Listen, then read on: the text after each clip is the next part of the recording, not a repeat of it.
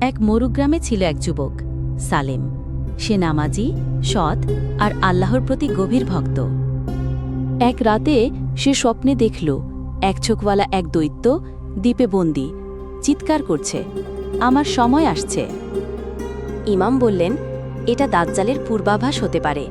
রাসূল সাল্লাল্লাহু আলাইহি ওয়াসাল্লাম সতর্ক করেছেন।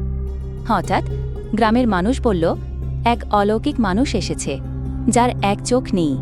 সে মাটি ছুলেই ফসল গজায়। সালেম বলল, সে যত কিছুই করুক, সে আল্লাহ নয়। মুমিনদের চোখে তার কপালে লেখা থাকবে। কিছু ঈমানদার সালেমের সঙ্গে গুহায় আশ্রয় নিল। তারা দোয়া করল, কোরআন পড়ল, আল্লাহর সাহায্য কামনা করল। আচমকা এক আসমানি আলো পাহাড়ে নেমে এলো। ঈসা আলাইহিসসালাম ফিরে এসেছেন। ঈসা আলাইহিসসালাম তাকে ধাওয়া করলেন। এক ইশারায় দাজ্জাল নিঃশেষ হয়ে গেল। সত্য ও ধৈর্য জিতল। সালেম আর মুমিনরা ফিরে পেল শান্তি। কারণ যারা আল্লাহর উপর ভরসা করে তারা কখনো হারে না।